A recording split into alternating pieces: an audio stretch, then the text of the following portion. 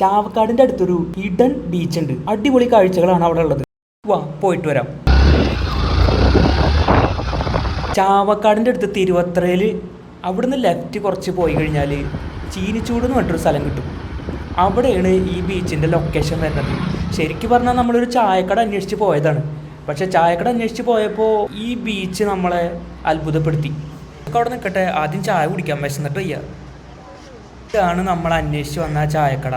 ചായക്കട എന്ന് പറഞ്ഞാൽ തെറ്റും, വീട്ടിലെ ചായക്കട എന്ന് തന്നെ പറയണം. വീടിൻ്റെ ഉമ്മറത്താണ് ഈ ചായക്കട സെറ്റപ്പ് ചെയ്തിട്ടുള്ളത്. എല്ലാ തിങ്കളാഴ്ചയും 11 മണിക്ക് ശേഷമാണ് ഈ കട തുറക്കുക. ചോക്കോ ബൂസ്റ്റും അവിൽ മിൽക്കും ലൈം ജ്യൂസും ഒക്കെ ഇവിടെ കിട്ടും. നമ്മൾ ഓർഡർ ചെയ്ത പൊറോട്ടയും ചിക്കൻ കറിയും വന്നിട്ടുണ്ട്. ഈ വീട്ടിലെ കുഞ്ഞു പിള്ളേരാണ് കേട്ടോ നമുക്ക് ഫുഡൊക്കെ സെർവ് ചെയ്യണത്. നിങ്ങളൊക്കെ വരുമ്പോൾ ഇവരെ സന്തോഷത്തിന് വേണ്ടിയിട്ട് എന്തെങ്കിലും ഒരു ടിപ്പൊക്കെ കൊടുത്തോളൂട്ടാ. വീട്ടിലുണ്ടാക്കിയ ചിക്കൻ കറിയുടെ മണം ഒരു അപാര മണം തന്നെയാണ്. ചിക്കൻ കറിയും പൊറോട്ടയും നമ്മൾ കഴിച്ചു നോക്കുകയാണ്. ചിക്കൻ ഇതിൽ പൊരിച്ചിട്ടാണ് ഇട്ടിട്ടുള്ളത്, അതുകൊണ്ട് തന്നെ നന്നായി വെന്തിട്ടുണ്ട്. അവിടെ 2 പേരിന്ന് നാട്ടുവർത്താനൊക്കെ പറയുന്നുണ്ട്. അതൊന്നും മൈൻഡ് ചെയ്യാണ്ട് ഞാനിവിടെ പൊറോട്ടയും ചിക്കൻ കറിയും കഴിച്ചുകൊണ്ടിരിക്കുകയാണ്. സൂപ്പർ ടേസ്റ്റാ. ചായയും വന്നിട്ടുണ്ട്, നല്ല കളറുള്ള ചായ. ചൂട് നല്ല ഉണ്ടായിരുന്നു, അതാണ് ഇങ്ങനെ കുടിക്കണത്. സൂപ്പർ. എനിക്ക് ഏറ്റവും ഇഷ്ടമായത് ഈ ചായയാണ്. അത്രയും ടേസ്റ്റ് ഉണ്ട് ഇത്. സൈക്കിളിൻ്റെ ടയർ കൊണ്ട് ചെറിയ ഇൻറ്റീരിയർ വർക്കൊക്കെ ചെയ്തിട്ടുണ്ട് ഇവിടെ. കാക്കക്കൂട്ടം പുതിയ ആൾക്കാരെ ചായ സൽക്കാരത്തിന് വിളിക്കുന്നുണ്ട്. അങ്ങനെ ചായ കൂടിയും കഴിഞ്ഞ് വണ്ടി എടുത്തിട്ട് ബീച്ചിലേക്ക് പോവുക. പോണ വഴിയിലൊക്കെ അതിമനോഹരമായ കാഴ്ചകളാണ് കാണാൻ പറ്റുക. വയൽ തീരത്ത് നിന്ന് പുല്ല് തിന്നണ പോലെയാണ് പശുക്കുട്ടന്മാരും ആടുകുട്ടന്മാരൊക്കെ ഇവിടെ പുല്ല് തിന്നുകൊണ്ടിരിക്കണത്. ഒരു സൈഡിൽ വീടുകളും മറ്റേ സൈഡിൽ ബീച്ചുമാണ്. ഇവിടെ വഞ്ചികളൊക്കെ കിടക്കുന്നുണ്ട്. കുറേ ആൾക്കാർ ഇവിടെ താമസിക്കുന്നുണ്ട്. കടല് പെട്ടെന്ന് കരയ്ക്ക് കയറണതുകൊണ്ടാണ് ഇവിടെയുള്ള ആൾക്കാരൊക്കെ വീട് കുറേ അകലെ വെച്ചിട്ടുള്ളതെന്ന് എനിക്ക് തോന്നണത്. പുറത്തൊന്നും ആൾക്കാരെ കാണാനില്ല. ചെറിയ വണ്ടികളൊക്കെ വരുന്നുണ്ട്. ചെറിയൊരു പയ്യനെ കണ്ടു, അവൻ എന്നെക്കാട്ടി സ്പീഡിലാണ് പോയിക്കൊണ്ടിരിക്കുന്നത്. ബീച്ച് എവിടെ നിന്ന് ചോദിക്കാൻ ടൈം കിട്ടിയില്ല. പശുവിനോട് ചോദിച്ചാലോ, വേണ്ട, ചവിട്ടുള്ളൂ. മീൻകാരൻ പോയിക്കൊണ്ടിരിക്കുന്നുണ്ട്. ആളെ ശബ്ദമാണ് ഞാനിവിടെ വന്നിട്ട് ആദ്യമായിട്ട് കേട്ടത്. പശുക്കളും ആടുകളൊക്കെ നല്ല സൈലൻ്റ് ആണ്. അവരൊക്കെ എണീറ്റ് പുല്ല് തിന്നണ തിരക്കിലാണ്. 2 കുഞ്ഞു മക്കൾ പോകുന്നുണ്ട്. ഇവരൊക്കെ നേരത്തെ എണീറ്റാ. കേരള വന്യജീവി വകുപ്പിൻ്റെ ബോർഡൊക്കെ ഉണ്ട്. കടലാമകൾ വരുന്ന സ്ഥലമാണിത്. അതിനെ കൊല്ലാൻ പാടില്ല എന്നൊക്കെ എഴുതിച്ചിട്ടുണ്ട്. അങ്ങനെ ബീച്ച് എത്തി. ഇവിടെ ചെറിയ അരുവി പോലെയൊക്കെ കാണാം. വെള്ളം കെട്ടി നിൽക്കണതാണിത്. അതിൻ്റെ അപ്പുറത്ത് തന്നെ ചെറിയ ബിൽഡിങ്ങിൻ്റെ അവശിഷ്ടങ്ങളൊക്കെ കാണാൻ പറ്റും. 2 കപ്പിൾസ് വന്നിട്ടുണ്ട്. അതുകൊണ്ട് നമ്മൾ ആദ്യം അങ്ങോട്ട് പോകണില്ല, ആദ്യം ഇപ്പുറത്തേക്ക് പോവാം. അവർ പോയിട്ട് അങ്ങോട്ട് പോവാം. അവരെ ശല്യപ്പെടുത്തണ്ടല്ലോ. നല്ല വെയിലുണ്ട്, മുഖമൊക്കെ കരിഞ്ഞൊടുങ്ങി. ഹെൽമെറ്റ് ഇട്ട് ഗ്ലാസ് ഇട്ട് പോവാ, അതാവും ബുദ്ധി. ഓക്കെ, സെറ്റല്ലേ? അങ്ങനെ ബീച്ചിലെ കാഴ്ചകളാണ് ഈ കാണുന്നത്. ഇവിടെ കുറേ ബോട്ടുകൾ, മത്സ്യബന്ധന ബോട്ടുകൾ കിടക്കുന്നുണ്ട്. ഒരു ശല്യമില്ലാത്ത സൈലന്റ് ബീച്ചാണിത്. അജ്മീർന്ന് എഴുതിയൊരു ബോട്ട് കിടക്കുന്നുണ്ട് ഇവിടെ. മമ്പുറന്ന് എഴുതിയ മറ്റൊരു ബോട്ടും. ഇത് രണ്ടും പ്രസിദ്ധമായ 2 ഇസ്ലാമിക തീർത്ഥാടന കേന്ദ്രങ്ങളുടെ പേരാണ്. നടന്നുകൊണ്ടിരിക്കുമ്പോൾ കാലിലൊരു കുപ്പി തടഞ്ഞു. ഇതൊക്കെയാണ് നാടിനെ നശിപ്പിക്കുന്നത്. വൃത്തിയായി സൂക്ഷിക്കേണ്ട ടൂറിസ്റ്റ് ഏരിയകളൊക്കെ ഇങ്ങനെ കുപ്പികളും പ്ലാസ്റ്റിക്കും ഒക്കെ ആയിട്ട് നിറഞ്ഞിരിക്കുകയാണ്. വൃത്തിയായി സൂക്ഷിച്ചാൽ അടിപൊളി സ്ഥലമാണിത്. ആരോട് പറയാൻ, ആര് കേൾക്കാൻ. മരങ്ങളൊക്കെ നല്ല ഭംഗിയിൽ നിൽക്കുന്നുണ്ട്. ഈ വേസ്റ്റൊക്കെ ഇവിടുന്ന് ഒഴിവാക്കി നല്ല വൃത്തിയിൽ ഇത് കാത്തു സൂക്ഷിച്ചാൽ ഒരുപാട് പേര് വരുന്ന ഒരു ബീച്ചായി മാറും ഇത്. മീൻപിടുത്തത്തിൻ്റെ രാജാവാണ് ഈ ഇരിക്കുന്നത്. ഫോട്ടോഷൂട്ടിനൊക്കെ പറ്റിയ സ്പോട്ടാണിത്. നല്ല ഫ്രെയിമുകൾ നമുക്ക് ഇവിടുന്ന് കിട്ടും.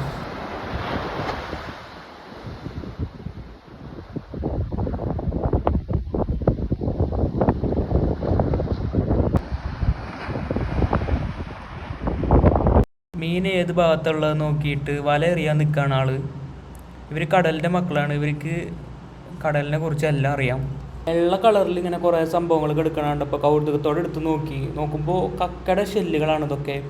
ചെറിയ ചെറിയ തൊട്ട് വലിയ വലിയ ഷെല്ലുകൾ ഇവിടെ കിടക്കുന്നുണ്ട്. പിന്നെ കണ്ടത് ഈ പച്ച കളറിലുള്ള ഇലകൾക്കിടയിൽ ഈ വയലറ്റ് കളറിലെ പൂക്കളാണ്. എന്ത് പൂവാണെന്ന് എനിക്കറിയില്ല, പക്ഷെ ഭംഗിയുണ്ട് നല്ല. ഇങ്ങനെ നടന്നുകൊണ്ടിരിക്കുകയാണ്. നല്ല വെയിലുണ്ട്. ഉച്ച സമയമായി. 12 മണി 1 മണി ടൈമായി. ഈ നട്ടപ്പാറ വെയിലെത്തി പോത്ത് നിൽക്കണോക്ക് എങ്ങനെ സഹിക്കണമെന്ന് ഞാൻ ആലോചിക്കണം. വേറൊരു മനോഹരമായ കാഴ്ച എൻ്റെ ശ്രദ്ധയിൽ പെട്ടു. ഒരുപാട് കിളികൾ ഇവിടെ വന്നിരിക്കുന്നുണ്ട്. എവിടുന്നോ പറന്നു വന്നവർ ഈ കടൽ തീരത്ത് വന്നിരിക്കുകയാണ്.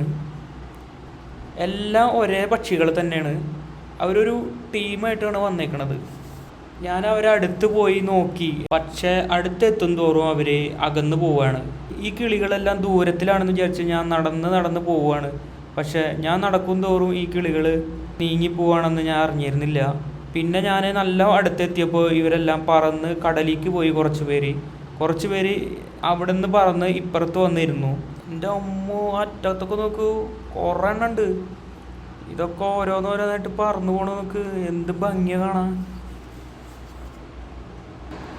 ഇവരെ കണ്ടിട്ടാന്ന് തോന്നുന്നുണ്ട് പരുന്ത് ഇങ്ങനെ വട്ടമിട്ട് പറക്കണുണ്ട്.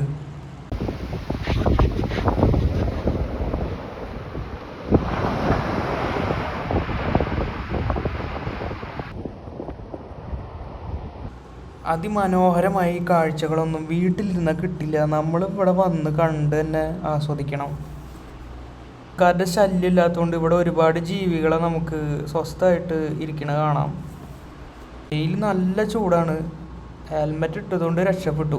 ഞാൻ പോണടത്തേക്കൊക്കെ ഈ സൂര്യൻ്റെ തലയുടെ നേരെ മേലുണ്ട്. ഇനി ഒരു ഫോട്ടോഷൂട്ടാവാം. ഫോണിൻ്റെ ക്യാമറ തിരിച്ചു വെച്ച് കടലിൻ്റെ അവിടേക്ക് നടന്ന് കൈകൊണ്ടൊരു ആക്ഷൻ ഇട്ടു. തിരിച്ച് വന്ന് നോക്കിയപ്പോൾ ഫോട്ടോ ഒന്നും സെറ്റായിട്ടില്ല. ഫോണ് ചെരിഞ്ഞിരുന്നേന്ന്. ആ വിഷമത്തിൽ തിരിച്ച് നടക്കുമ്പോൾ നമ്മളെത്തുനിന്ന് പറന്നു പോയ കിളികളൊക്കെ ഇപ്പുറത്ത് വന്നിരിക്കുന്നു. എന്തിനാണ് പൊക്കോടെ വീട്ടിലേക്ക്?